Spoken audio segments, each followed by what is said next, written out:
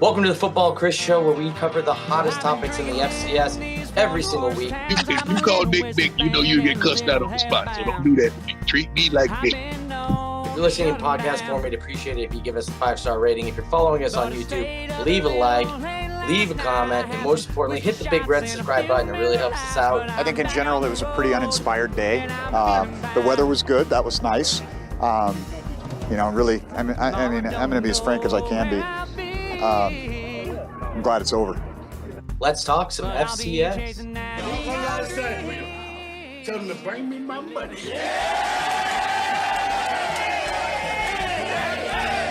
Welcome back, FCS Fans Nation, to another episode of the FCS, aka the Football Chris Show, because my name fits conveniently in the initials. Today, we're going to be breaking down the inaugural media days for the new kids on the block, the ASUN Conference.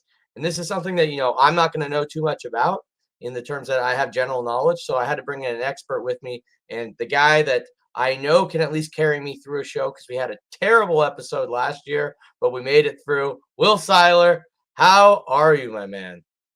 And I'm doing pretty good. It's hot down here in the southern part of the United States, but we're making it through the summer. So Yeah, that is that's everywhere right now. I feel like here in Boise, we just had 26 straight days over 100 degrees. It was dumb, but we're finally gonna have a nice, cool 95 today.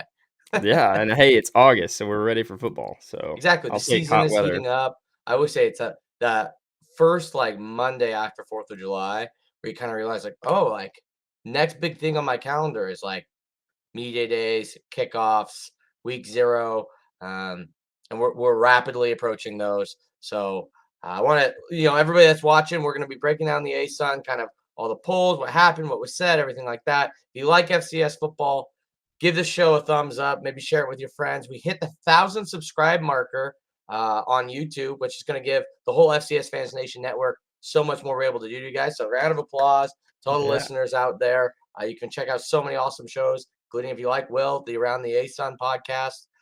So much content coming your guys' way. But today we're going to be keeping it strictly ASUN. And with that, let's talk state of the conference, Will. What were kind of your thoughts of the inaugural media days for the ASUN? Well, I mean, we talked about this a little bit over just texting, but the whole media day itself might have been a little bit underwhelming. I'm used to back when the Southland did it, a question and answer session that was broadcast, the coaches talking, which is, vanilla every year. But overall, it was a little underwhelming, but, they talked about some good things. Each coach obviously was excited for the season to start. Some new faces, though, like seeing Scotty Walden and Austin Peay, hearing from them, and then hearing from Kennesaw and North Alabama was pretty neat, because, those are people we haven't played, even though they're in our conference. And so it was interesting to hear from them. So I thought it was pretty good. And then, I mean, we've got some things here to talk about if you want to kind of take us into that. Yeah, I was going to say my initial thoughts, like you mentioned, we were texting about it. We're very similar. I think the whole show was only 40-something minutes, which when you contrast that to the league I follow more in depth of the Big Sky, which was a 3-hour extravaganza with an hour-and-a-half long Hall of Fame show the day before. So you're talking about 5.5 hours of media coverage. There was so much to take in. When I decided, I think I'm going to do every conference's media day, kind of a breakdown or whatever, I was just it's going to be a lot to chew off, because I'm going to have to watch all these. And I start with the ASUN, just alphabetically, knowing I could get you on. And it seemed like a great one to start next with and learn about, because it's their inaugural season. And I was like, wow, 40-something minutes. Is this just the clips of the coaches? And I realized there isn't really player interviews that, or at least publicly broadcast on ESPN. I'm sure if you're there, it was different. Also, kind of a weird thing, the media doesn't actually get a poll released. They only release the coaches poll. Yeah, something I thought was interesting. But yeah, only one poll. That was weird. And they actually Facebook lived some player interviews, but they were also a little underwhelming. It was questions like, who's the funniest guy on the team? Those crack you up questions, but no meat to it, I guess. Yeah. Well, hopefully, like I said, it's their inaugural show. Oh yeah. They can learn from it. They're doing it in Atlanta, I believe, at the Braves Stadium. So I mean, that on its own is pretty cool. So they got a cool location. Hopefully it can grow over time like the conference is planning on doing. So that was cool. But some of the big things from I think it was the deputy commissioner that was speaking. Yep. They're going to be the first conference to add an 8th official, which I thought was kind of cool. So their whole goal is they want, the game to be played as fairly as possible. Why make the game harder than it needs to be? They're adding an 8th official. So somebody to just kind of just another set of eyes on play. So there aren't as many missed calls. There are more people conversing about calls. Overall, what do you think about the addition of an 8th official? Do you think it's as somebody who played Division I football at the FCS level, and for one of these member institutions, do you think an extra official is going to add to the quality at all? Or is that kind of just the conference trying to set itself apart? I mean, I think it's a little bit of both. I think there's definitely some benefit to it because there are a lot of, on the line missed calls that you've got 7 officials all watching one thing. If you give an 8th official kind of overseeing everything, I like it if it cuts down on the number of missed calls. Now, I haven't seen the data. I don't know if there's any data out there that's showing that there are less missed calls that way, but I don't think it can be bad. And I think that's kind of the thing is like, okay, as the ASUN, we're going to lead the charge, do something unique that other FCS conferences may not be doing. Something to set yourself apart that's not going to hurt you. Like they're doing something that's going to, potentially harm the quality of the football being played or the quality of the officiating on the field. So I'm 100% cool with it. I think it's great. I think it's great that the ASUN is doing something different, especially as, like you said, a new kid on the block. Yeah, I agree. I don't think adding an extra official is going to hurt.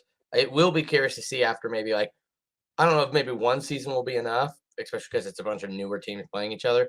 But 2, 3, 4, 5 years down the road, how different the amount of penalties look like? Is it less? Is it more? Or is it exactly the same?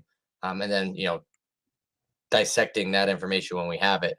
It's cool that we have kind of everybody else being a control, and then kind of trying something different so we can see, is it beneficial? Is it something that the NCAA should look at? And it's very cool to see a new conference coming up with these ideas. Reminds me a lot of when the XFL and the AAF were kind of doing their thing, and they came up with all these fun rules.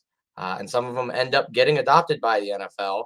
And it's it kind of took an outside the box thinking, a new kid on the block to try to be how can we make football better for the establishment to look at that and be okay, that was a great test study. We're going to do that. So another really cool thing they're doing, which is more, I guess, familiar to what the NFL kind of has.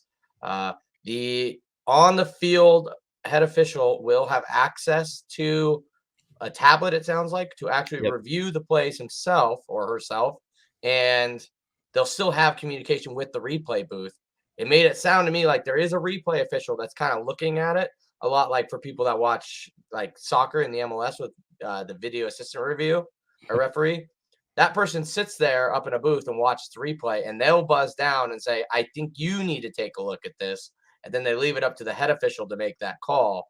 I think that's going to be huge, where it's not just somebody up in a booth, because sometimes I've always felt the problem with that booth review is it takes away from how that officiating crew had set the pace of the game.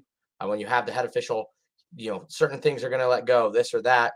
And then you have a review official that basically is unchecked and can just do whatever they want up in the booth and call the game how they see it. I think giving the control completely to the head official is a positive. I think you see it in the MLS all the time, where it's you don't want the video assistant review to say, I think this is a foul, but you should take a look at it. They took a look at it and go, you know what?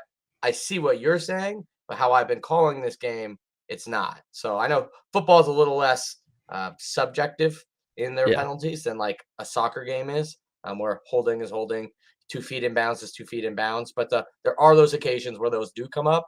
I think empowering the on-the-field ref while still having communication to somebody who does get more time spent reviewing it and having them collaborate is only a pro again. So in my opinion, it's another win for the ASUN on the officiating and just standing outside. What are your thoughts on the field review process? So here's how I look at it. So the official on the field, especially whoever's closest to, let's just take a catch for instance. So 2 feet in or 1 foot in bounds. The official on the field called it a catch. He saw it at real speed as a catch.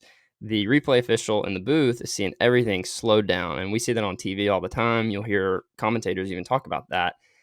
Your official on the field is seeing it at real time. And so when you get down to these like super like on the line targeting calls, will be a big one. Yeah, I think you'll maybe see some calls that'll stand more than a replay official being like, you know what, I think that's a catch, a slow motion. If they can't tell, if they send it back down to the head official and the head official saying, man on the field, I thought it was a catch, or that kind of thinking from the on-field officials, I like that, because then it kind of goes back. I feel like it kind of puts a little more power back in the gut feeling of the on-field official, which is good because 100%. they're the ones calling the game in real time. And I don't think people realize how difficult that is. And so I like them being able to look at it. Yeah, and I agree with you, just like when you were talking about it, in the fact that like it's so true that when everything's slowed down, it's really easy to change a call. But one of the things I feel almost everybody has yelled at their TV at some point is, why is this taking so long? Because I think every average fan realizes it has to be irrefutable evidence to overturn a call. If you have to sit there and look at a replay for 5 minutes, how can you say that there was enough evidence that you are certain about that, right? It should be the video person up above goes, you should look at this. Head official goes and looks at it and goes, I see how maybe he led a little bit with the crown of the helmet, but the player kind of dropped in the strike zone. I've watched 2 angles of it. I can't say that was intentional or what, it was a bang, bang play. In my opinion, this is not enough to change that decision. Or like a fumble where like, he ball hit while elbow with forearm. And it's like those things where it goes, on the field, I saw it as this, and this does not give me enough off 2 replay reviews or whatever to go, yep, you know what? I totally got that wrong. Because I think video review should be there for absolutely blew a call, not necessarily nitpicking every little call. And hopefully this will help with that, because the on the field referee wants to get the game going again and stand by their staff and be like, yeah, you know what? We see how it's on the edge, but this does not give us enough to overturn it. So I think that was another big win for the ASUN Conference in really revolutionizing refereeing, which hasn't really been something that's been looked at too much at the NCAA or NFL level. Like I loved once kind of AFL, or I think it was the AAF or the XFL. One of them had it where the video assistant referee or whatever, they were mic'd up so you could hear them talking through the process. I think that helped a lot of people, because like, all right, you realize now when they're watching these, it's like, all right, now we're seeing where the ball was spotted. We're checking the time when we realize, and that's what some of the extra replay time is, where I think this is a step towards that more open transparency in the video review process.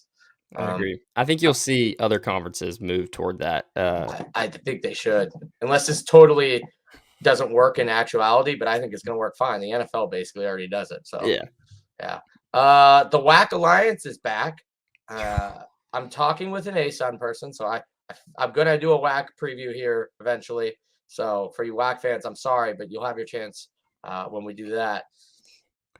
I feel like this was the ASUN throwing out a lifeline to their like brethren who kind of came up at the same time as them. For a while, they looked like the bigger brother.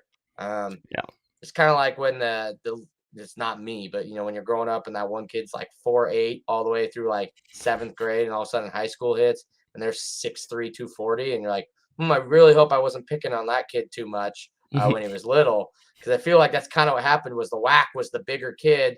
It had Sam Houston State, who had just won the national championship, like the Texas 4, and really appeared to be growing. Had an FBS member, and so it looked like, okay, they might be that conference. They're talking about moving up as a whole and all this. And the ASUN was kind of like, we have similar aspirations, a little bit more modest about it. Some solid institutions on our own right, but weren't as like boisterous as the WAC. Well, then the WAC loses a bunch of their members. Some going back to the Southland, some going to the FBS. And now you're looking at it and you kind of go, yes, the ASUN's losing Jacksonville State, but it feels like it's a more steady, grounded, good foundation of a conference, where the WAC feels a little shaky right now. And it feels like the ASUN was like, hey, we appreciate that we had each other's backs the last few seasons. Like, let's keep it together. And it feels like you guys kind of are helping the WAC out here. And I don't feel bad saying that. As an ASUN fan, do you kind of feel like this is you guys throwing the WAC a little bit of a lifeline? Yeah, but at the same time, we need the AQ too. And I mean, we can't get it with Jacksonville State being ineligible. And it was True. like, hey, we got, North Alabama's eligible now, so we're going to have the 6 minimum number of schools to get the AQ, and then Jacksonville State dips, and so it's unfortunate. So it's kind of a lifeline for ourselves too.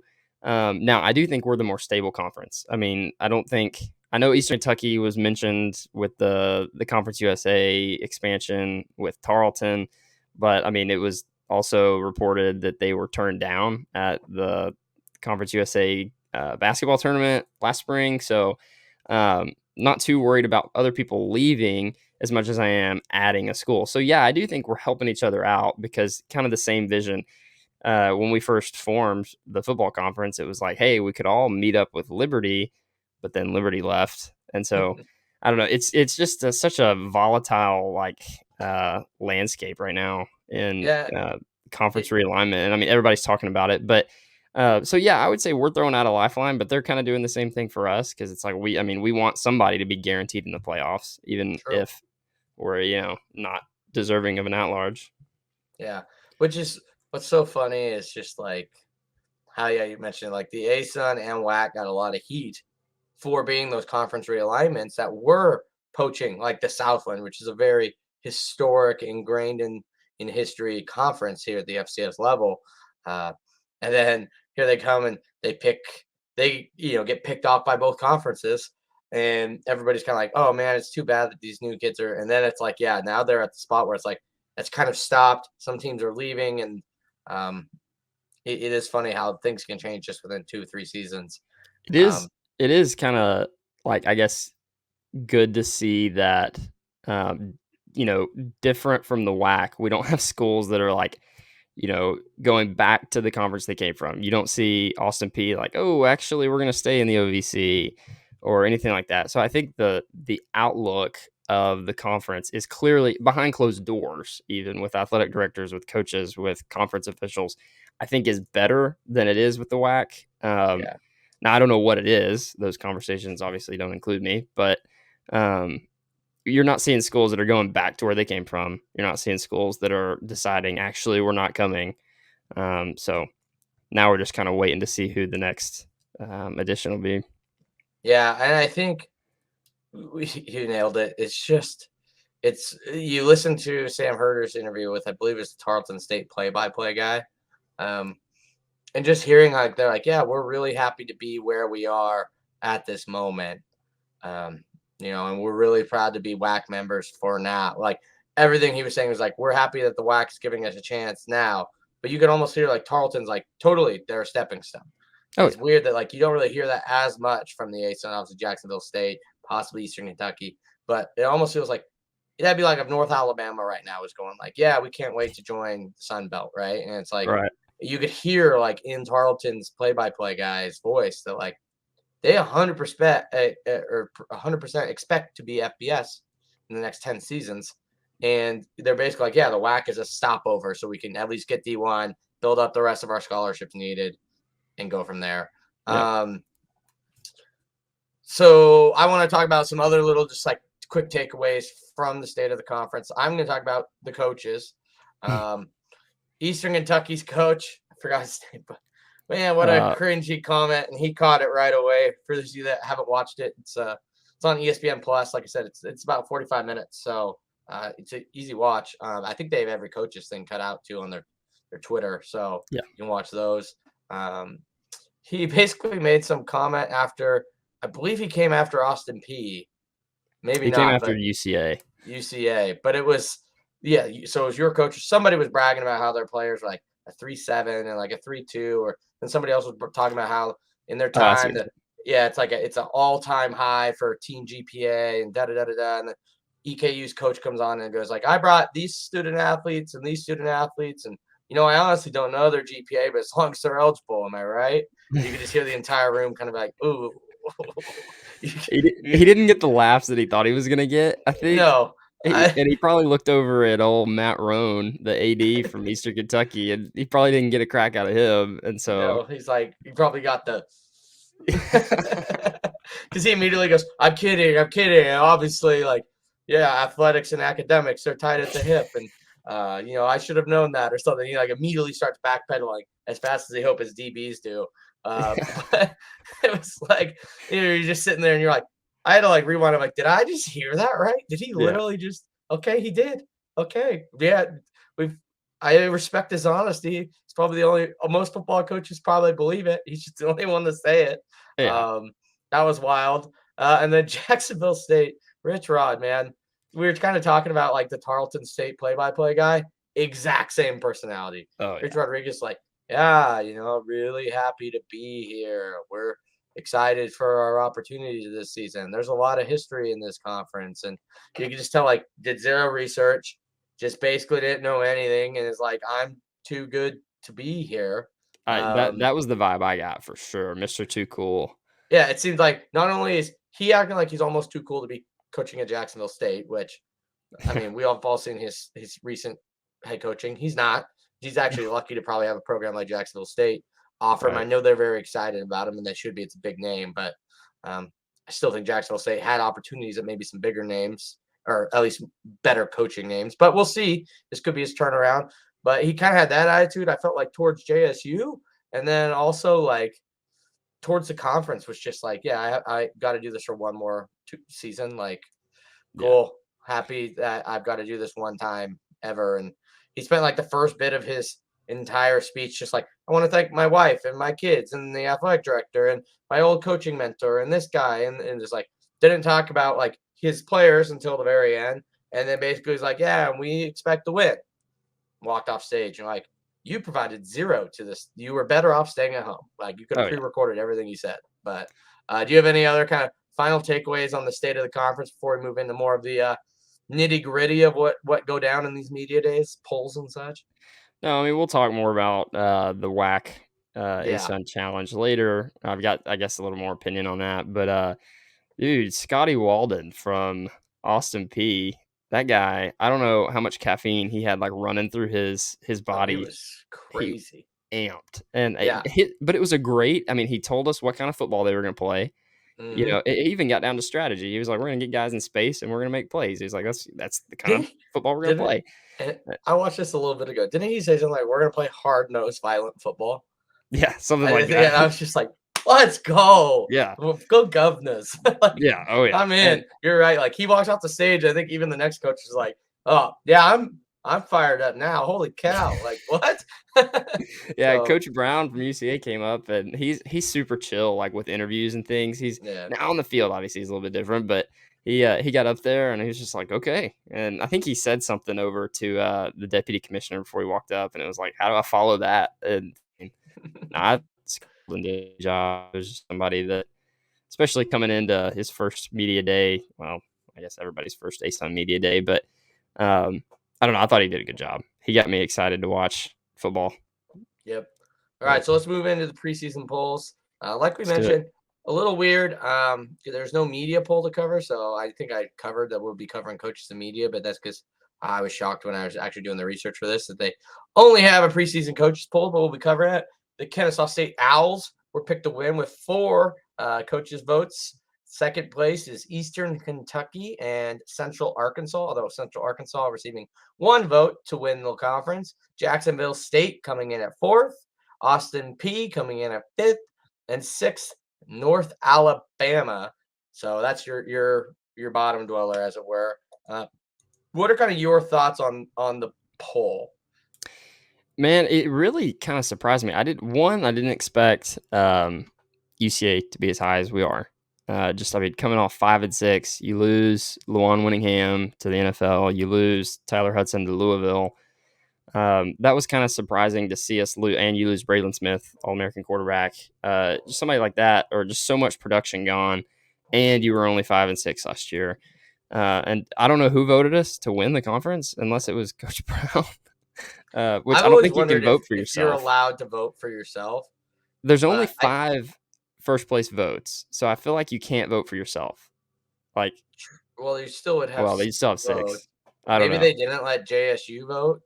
That might have been what it was. I don't know, but I don't know. I feel like Rich Rod would have voted for them to also get first. So probably. I was also surprised that Jacksonville State was that low. I think everybody is pretty aware of the fact that they've got, extra scholarships coming in this year, and they can't transport.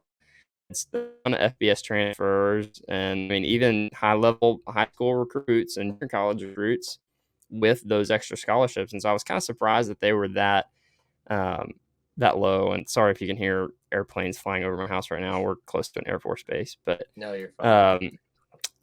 No, I thought Eastern Kentucky would be the lone 2, and maybe Jacksonville State up there at 3rd, UCA before.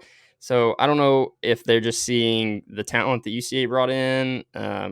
But other than that, Kennesaw being picked to win, that's pretty expected. I mean, 11-2 last year. I don't know. I thought that was pretty predictable, but 2 through like 5 was kind of surprising to me. Yeah, and for me, last year and the year before, I kind of lost faith in Kennesaw State. Like preseason, I just thought, so much of what their success was early on was the fact that they basically had the same kids for like 4 or 5 years. I think you see that with programs like UTSA and stuff that kind of launch out of nowhere. When you basically have an entire senior class, your junior and senior years, redshirt years, and I believe in Kennesaw State, they also had a whole year where they weren't playing games that didn't count towards eligibility. So it's like you have basically some of these guys are like 60-year seniors, and I'm like, that really helps somebody be good is when your entire team is 22, 23-year-olds. And I was a little worried about how they're able to backfill that. And they did have one season where they probably weren't up to their snuff, not winning the Big South, losing the Monmouth. But they've really bounced back, and I think it goes to show that they were able to at least capitalize on that early success. They did have a small dip, but they appear to be back. And I'd be shocked if they don't win this conference.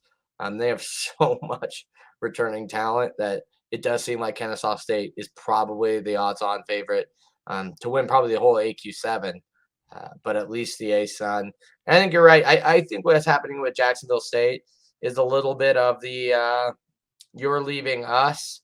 So, coaches being maybe a little bitter and being like, look, let's help the teams that are here because it only makes our conference look better if like an Austin P gets 5th. And, I feel like they're kind of doing some positioning there for recruiting as a whole for the conference and making the conference feel steady and being like, look, the team that is leaving us isn't even a top 3 team. I feel like that might be part of the positioning that went on.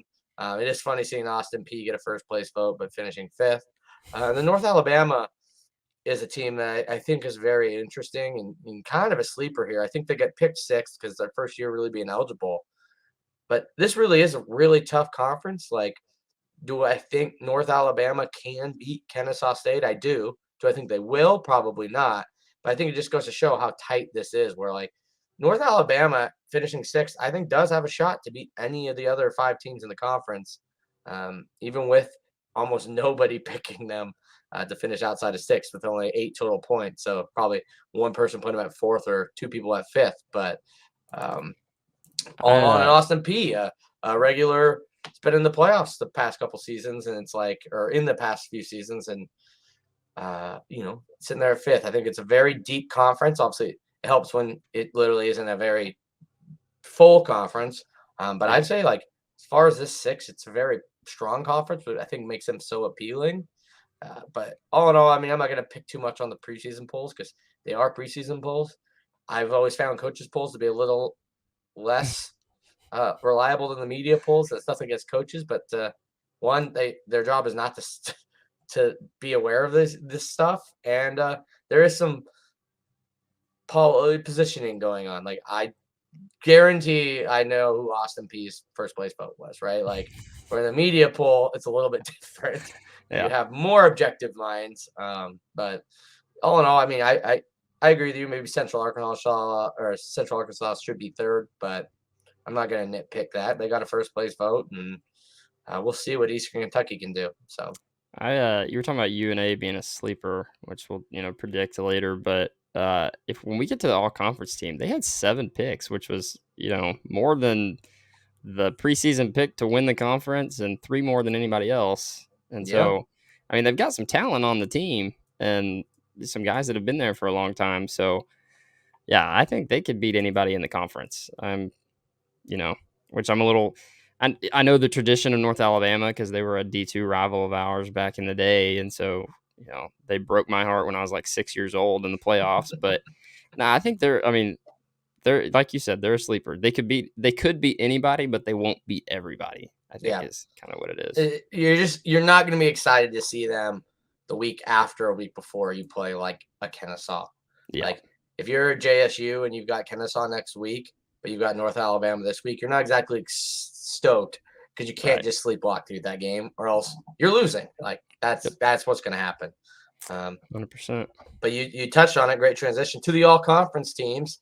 For this, I thought talking about the ASUN doing some cool things. I think they dropped the ball on some things, and they've done some really cool things. I like how they included a fan-voted offensive MVP and defensive MVP, and we touched on it. And this just goes to show somebody who's a lot less familiar with North Alabama than you are. They seem to have a pretty strong fan base.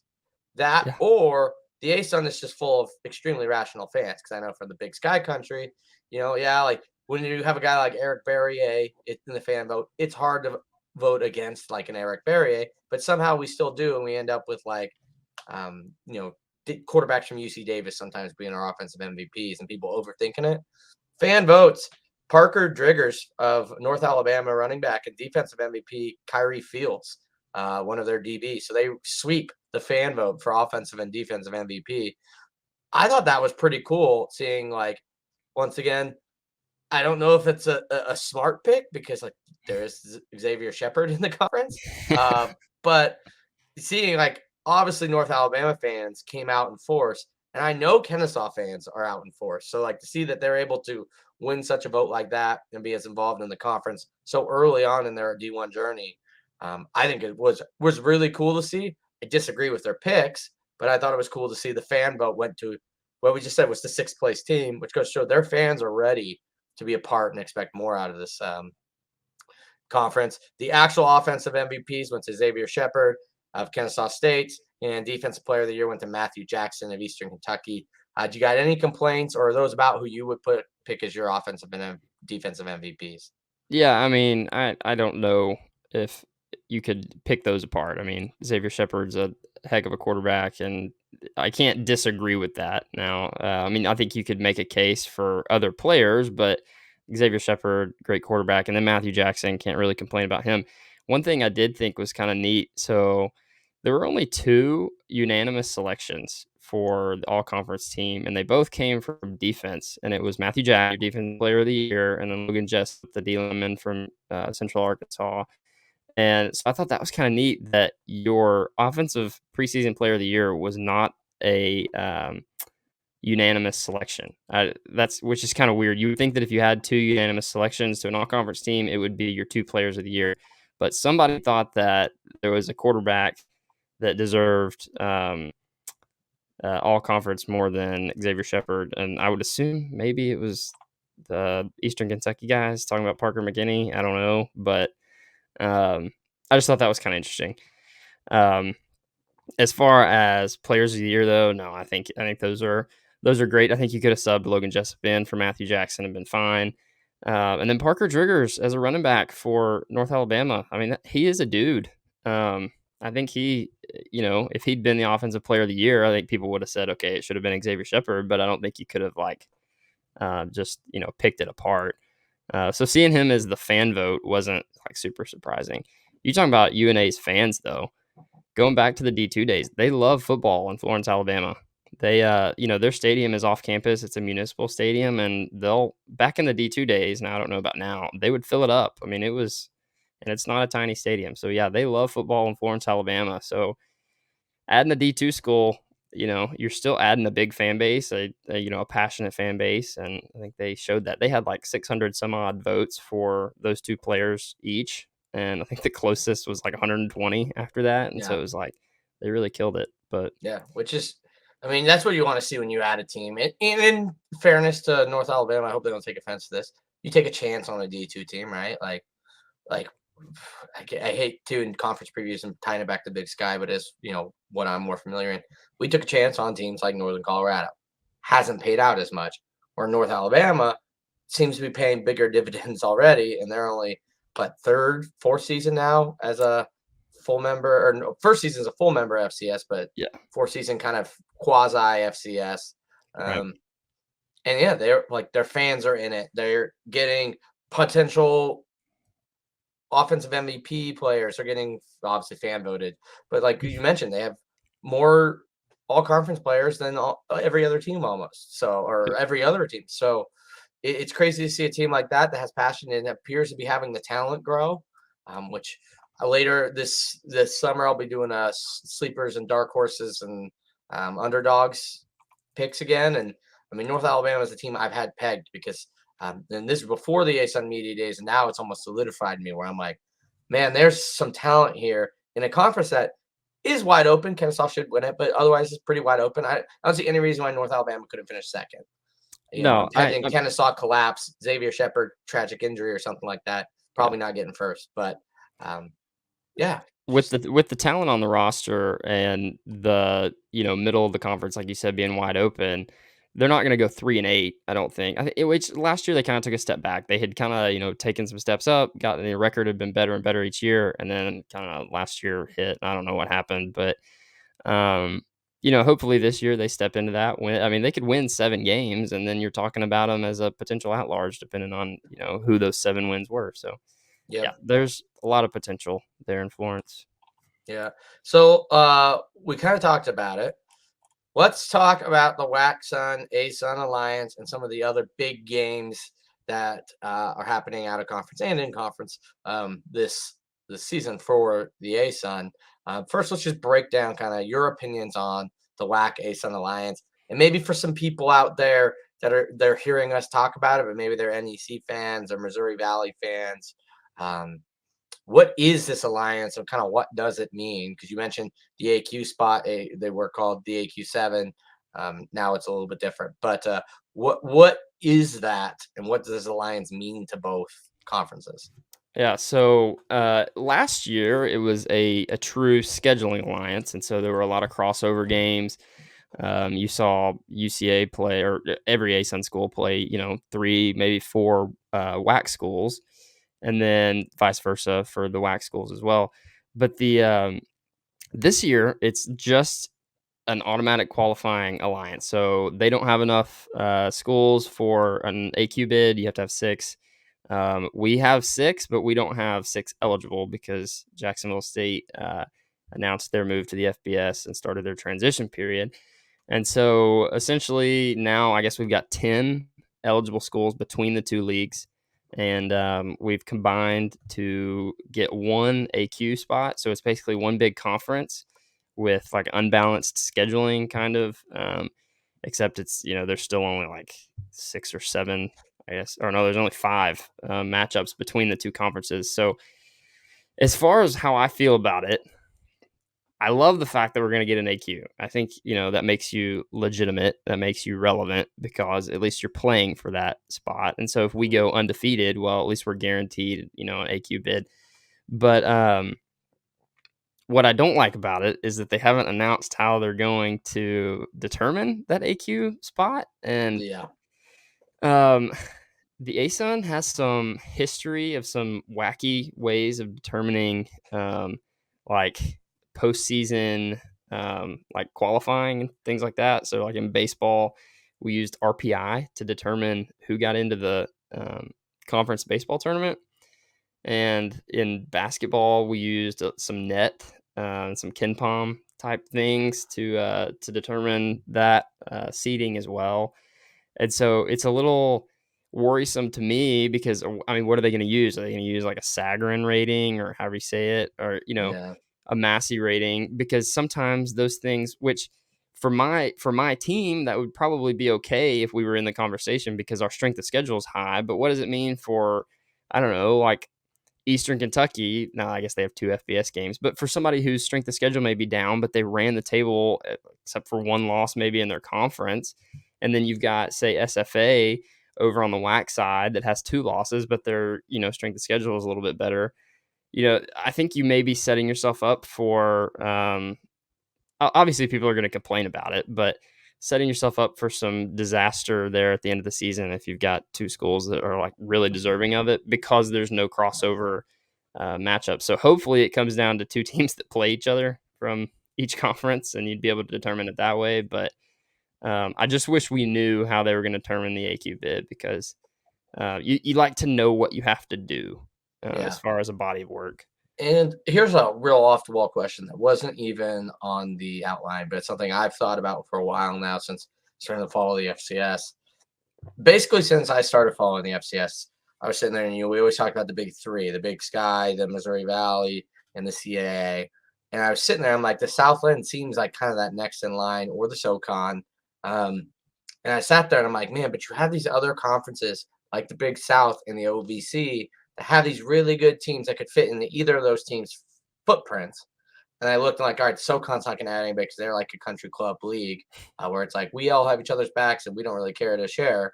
Where I was like, well, what if the Southland OVC, like top half of the OVC and top half of the Big South comboed and made a actual conference that was a superpower? And then you took the bottom of all those conferences and they made their own conferences, whether it be the Ohio Valley or whatever. I always thought that would be intriguing having, which is happening here, Jacksonville State and Central Arkansas in the same conference. And I thought having Sam Houston State, Stephen F. Austin, schools like that, Austin P, in the same conference, Eastern Kentucky, would be good. And that's kind of what the WAC-Sun's been. It's kind of become the top half of the Southland. Now you're missing the Louisiana schools, which I feel like McNeese and Nichols would have a say in this as well. But I mean, have you ever thought about like if especially if the WAC does fold, the ASUN picking up what's left of the WAC and kind of making that top half of the Southland, making the Power Four? Like there are enough programs, I think, to make that a Power Four conference. And then the SoCon, if they're ever good again, will probably be a fifth. But do you think there's any intrigue in like if the WAC can't pull this off, just merging with the WAC and having what's left of them join you guys and then maybe trying to get like a McNeese? Absolutely. So I was actually talking to my dad about this very thing the other day, because I was talking about SFA being not that far from the footprint, especially if the ASUN were to like expand into Louisiana. I wanted us to get, some more of the Southland. Maybe I was hoping the Southland might fold a little bit and get like Southeastern, but I think the WAC folding is probably a little more like likely to happen. But SFA, you've already got ties to the ASUN. They're an affiliate member in beach volleyball and something else, I think. But I would love to see them come over. And then, I mean, Sam Houston's gone. I would have loved to have seen it fold when Sam Houston was in the conference and then merge with them, because you talk about those two big Texas schools. Those are the two big ones, in my opinion. Yeah. I think they've got the most money, the most history. That would have been this year, Sam Houston and SFA added to what is the current ASUN. That's an 8-team conference that's pretty good. Yeah. And you add, like you said, like you add a Southeastern, a McNeese, and a Nichols, and you're at 11 teams now, and like all 11 are potential playoff teams. I mean, all 11 have been participants in the playoffs in the last 6 or so seasons other than North Alabama. So you're looking at 10 teams that are literally contenders. And I think that puts you ahead of the CAA currently. Frick, you'd be competing with the Big Sky and the Missouri Valley in terms of like, you don't have that national, Sam Houston State, but you don't have that national title perennial contender like a North Dakota State or maybe like a Montana coming. I guess the Big Sky hasn't really had it yet either, maybe Eastern Washington. But I mean, you would be, I guess, on comparison with the Big Sky of like teams that could get there and get their chance to get beat by North Dakota State. But I don't know. It's something that I've played around with since I've found it. And like there's regionally, there's so many good teams and they're just spread into different conferences. And I don't like tearing apart, history or whatever. But man, especially when like you're the OVC and you're Jacksonville State, and like the joke every year is like, well, you blow through a conference that really only has one other challenging team. Or the Big South, there's like, well, it's either Kennesaw or Monmouth. Everybody else stinks. And it's like, well, why don't they just combine those 2 or 4 and then take the best half of the Southland and then chop off, like, no offense, Incarnate Word and Abilene Christian and everybody, right? But it's like, take, like you said, the Texas 2, maybe Tarleton, probably not. And yeah, you build the next super conference, but totally not at all off the blue, off the record, not even fitting what the lower third says of big games. But something that it's been bothering me and wanted to talk to, a fan of former Southland and now the ASUN. comment down below, you guys, what you guys think. Should there be a merger of the WAC in the ASUN? And then should they add anybody or just leave it with who's left? But let's get into kind of the crossover matchups. The FCS kickoff game is the perfect one to talk about. Yeah.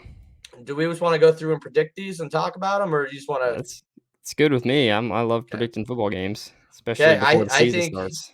I think JSU, SFA, Week 0, FCS kickoff, which the FBS needs to get off our backs and let us have this 1 week, dang it. Like, this used to be all FCS, and it bothers me. I have this whole tradition that started with, I think Jacksonville State was playing NCA&T maybe? I was going to say, was it the A&T game? Yeah. You ever seen that show on YouTube, Hot Ones, where they do the hot sauces? Oh, yeah. I invited a bunch of friends over, and the only rule was you had to bring a hot sauce. We made our own hot wings and made a whole day out of it. It was great. We started with, like, there's some other game on in the morning, and then maybe like an FBS game like UNLV versus Hawaii or something. Yep. And then there was, NCA&T and Jacksonville State, and it was like a whole day of cooking hot wings, eating hot wings, and watching football. Ever since then, it's become a tradition. Excited for this year's game because this is one of the more intriguing ones I think we've had in recent years because both teams are kind of, well, JSU's been down, but SFA is up, and you're confident in JSU to bounce back. That said, I think first game for Rich Rod goes to the Lumberjacks. I think this first game of the WAC Sun goes to the WAC. I would have to agree with you, which me and Rev, I think, are on the same page, which obviously him being an SFA fan, he wants to beat the crap out of Jacksonville State. But I think that bitterness for them leaving, I really want SFA to roll in to, especially going to Montgomery. I mean, it's essentially a home game for Jacksonville State. So I hope SFA goes in. I hope Coach Carthel gets to take his shirt off at halftime, after the game, everything, whatever he wants to do. I think, they've got more experience. Jacksonville State may have more depth, but I think SFA probably rolls in with their experience and jumps out a little bit early. And I don't think that depth comes into play because I don't think it'll be super close there in the fourth. I don't think it's going to be, a 3-point game in the fourth quarter where, having 22 extra scholarships might matter. But so yeah, I think the WAC gets the first round of it as well. And I kind of hope it's in, blowout fashion. I know our friend Brandon Owens is not going to be excited about that, but no, he's going to text me after. I'm telling him the same thing I told Jamie Williams last year when James Madison was in the semifinals, and he was like, "So you guys are all rooting for the Dukes, right?" I'm like, no, I'm not rooting for I do not want James Madison to go out FCS champs. I was like, yep. I want new blood in there. The people are back filling in. Same with JSU. Like, I would love if SFA becomes the next JSU. Let's have them take the spot FCS Week 1. It's not that I hate that program. I think it's really cool. I'd love to see a game there someday. But when you're leaving the FCS level, I'm rooting for FCS teams over you because you should get the boot in the butt when you come out the door, just like my Vandals did when they got the kick in the butt when they tried to come back through the door and act like they owned the house. So there's something to be said either way. You can't lead the FBS and get all high and mighty. You can't come back from the FBS and get all, high and mighty. So FCS teams keep JSU in check this season. Mission 1. North Alabama versus Tarleton State. I think Tarleton State has a lot coming back. I think they are a team that's getting slept on a bit. But that, like we said, I really believe in North Alabama this year. I think North Alabama gets this one and kind of maybe solidifies himself as that sleeper team. So I'm giving round 1 to the ASUN. We're tied up 1-1 in my book. So you're just gonna pick all the same ones that I'm gonna pick, and this is gonna be the most boring segment ever. But and then we're both wrong, and everybody says we're idiots. So I would have said Tarleton, but Stephen Duncan, quarterback, the transfer from Western Kentucky, he obviously is not playing anymore. He has decided to step away and not play as last year, and I think that's hard to replace. Especially they were throwing a lot of footballs around the field. So I'm gonna say North Alabama. I think that they get him at home, I believe. Yeah, they get Tarleton at home. It's a long trip, so yeah, I think North Alabama pulls it out. All right. Next, we have the Colonels versus the Thunderbirds. I'm not even going to fiddle with this one. No. Colonels. Southern Utah is not a good football program, and they're transitioning coaches. They're transitioning conferences. I don't think this one's close, actually. I'd be shocked if Southern Utah scores more than 10 points. Yeah, like you said, they're just not good. Eastern Kentucky gets a lot back. Program already on the rise. Won 7 games last year. Yeah, they win. They win big. Okay. Next up, we have the. Ooh, this is a game. We have Eastern Kentucky again versus Sam Houston. Okay, here's the difference. This sucks. I want Eastern Kentucky to win this game. But Sam Houston is in a different boat with all those extra scholarships in Jacksonville State, as they were a team that was already good without those scholarships. Yeah. I can't do it though. I like the Bearcats. I've got a lot of people that follow me from Bearcat Nation, but I've got to be consistent here. While I think this game is close and it could go Sam Houston's way, I'm going to pick the Colonels strictly on. I'm not rooting for any FBS teams. So I'll take the Colonels, but expect to be wrong about it. So, see, I don't necessarily think that you will be. I think Eastern Kentucky, that is a hard road trip, which, I mean, Sam may fly. They probably will. But we drove to Richmond on a bus and, we're already 3-4 hours, into the trip coming from Sam Houston. And so that's a tough road trip. Tough place to play if Roy Kidd Stadium is rocking. I mean, I think last year, those first few home games, they were averaging like 15,000 people in the stands. A lot of history there. So I'm gonna pick Eastern Kentucky, and actually, like, I really do think that they can, and I think they will pull it off and beat the outgoing Bearcats. Well, I guess it doesn't matter at this point. The ASUN is going to win the challenge. We both have them at 3-1 against the WAC, but we've got another one here. We got your alma mater, the Central Arkansas Bears, hosting SFA away from the Stripes in Nacogdoches, Texas. Can the Bears get it done in Texas? I really am high on Stephen F. Austin this year. Unfortunately, I hate to pick against your Bears while you're on the show, but I'm probably going to have to take the Lumberjacks in this one. Lumberjacks, literally the only one, in my opinion, pulling their weight in the WAC challenge. So I will say ASUN wins it 3-2, but Stephen F. Austin wins both their games. So this will be worth 2 people picking now because we will disagree. I can't pick against UCA. As far as, we lost a lot of production, but we brought in a lot, transfer quarterback from UNI, Will McIlvain. We got a receiver coming in from University of Colorado, University of Minnesota gave us a receiver as well. University of Arkansas gave us a receiver. So a lot of FBS transfers. Coach Brown talking the other day was, talking about how nice it'll be to kind of be fresh. We had a lot of 6th-year seniors, a lot of COVID seniors. And people might think that's a good thing, but it's very possible for that to be a bad thing. I think, there can be a lot of complacency. You get some guys that have been around for 6 years, ready to, hang the cleats up, but also not ready to, just walk away. And so I think that was I think we were probably the most talented 5-6 football team that I've ever seen last year. But I think this year, we get SFA down in Nacogdoches. Or at least I hope we do, and I'm not going to pick against us. So I'm going with UCA, and I'll take them 4-1. All right. Well, let's go with a couple other big matchups, and then we'll call this episode a wrap. You do have the Kennesaw State Owls in conference against Eastern Kentucky.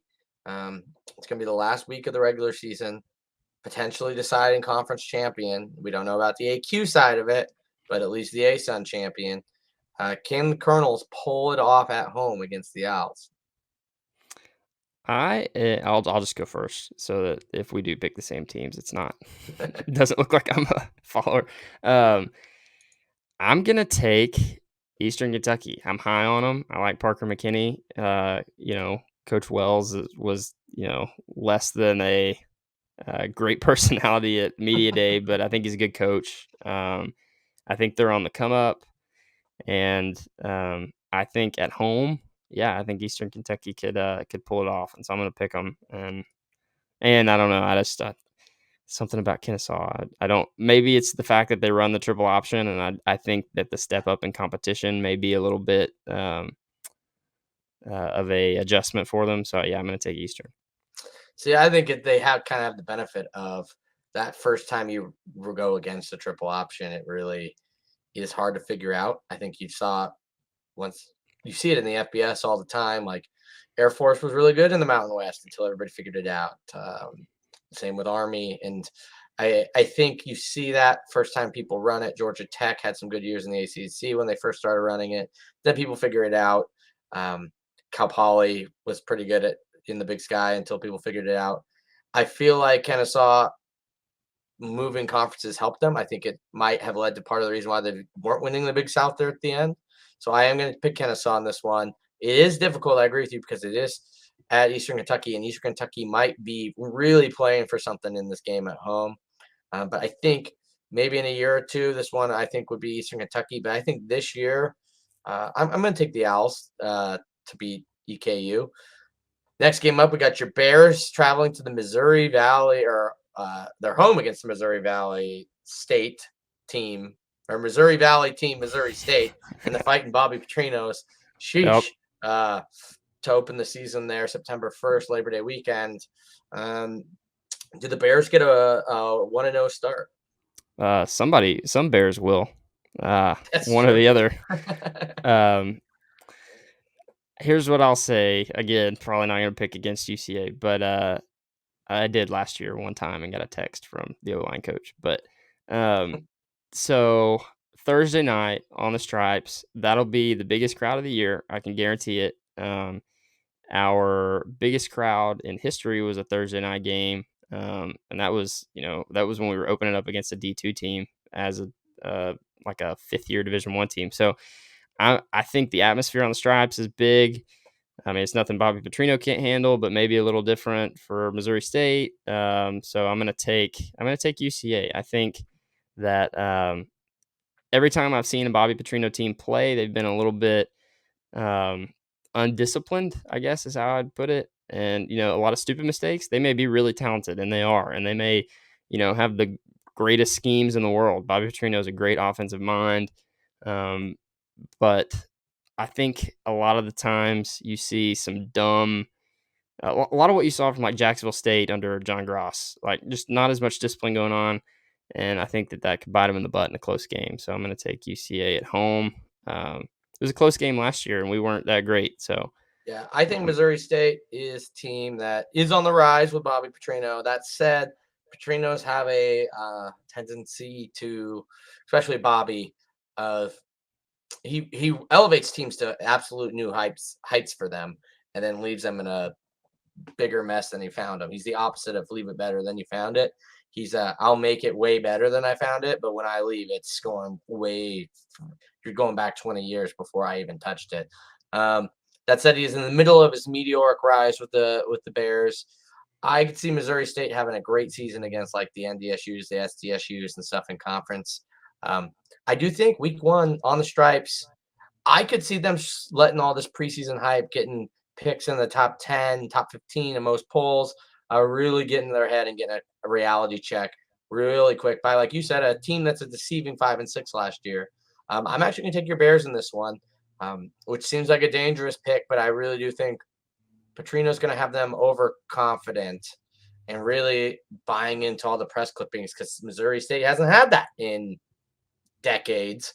And I think that their whole fan base, the players, are going to believe they are God's gift to replace NDSU and might get a reality check week one, which will benefit them down the season.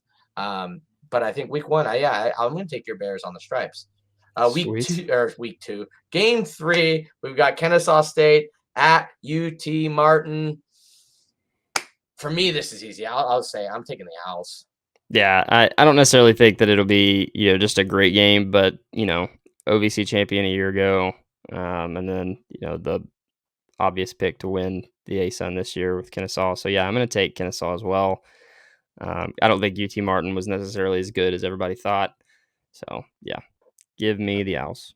All right. Well, I want to thank you for coming on and explaining the old ASUN for me, breaking down media days, doing a little bit of preseason predictions, and hopefully educating our fan base at home, like you educated me on the ASUN, a new conference on the block with some really good, big, and ambitious programs. So hopefully for those people that weren't aware of it, they're a little bit more aware of it. If people liked you, how can they get more of you? So as you can see under me, yeah, right there, that's my Twitter handle at @Siler_Will. That's probably where I'm the most active on social media. And then follow at Around the ASUN as well on Twitter. That's the podcast me and Brandon do during the football season, just covering ASUN football. And actually, shameless plug, this year we're going to be teaming up with the Rev from over at the WAC Pigskin podcast and doing kind of a joint deal with him this year, covering the ASUN and the WAC at the same time, just because, we renewed the partnership one more year. So you'll catch a little bit of ASUN and WAC podcasting going on, and that'll be right here on the FCS Fans Nation YouTube channel. And like Chris said earlier, 1,000 subscribers now. That's huge. I think we're almost at 1,100. It's crazy how you hit that. What we're trying to tell people, you hit that mark, and YouTube just treats you differently. We went from Saturday morning, I think we were all sitting around staring at our phones, watching go from 95 to 98, or we're talking 900s, right? And then it was 99, 97, and you're and then finally it hits that 1,000 mark. And then we're all talking about it on Sunday. And then I went and looked, and it was at 1,040. Yesterday it was at 1,050. And I'm see, once you hit there, you can do shorts, you can do so much. So thank you, everybody at home. If you're watching this and you haven't hit subscribe, hit the subscribe button, leave it a like, comment what we missed, what we got right on this video, because interactions on these things help. And our goal is to help grow the FCS, because there is some real big potential here with what's happening above our division of football.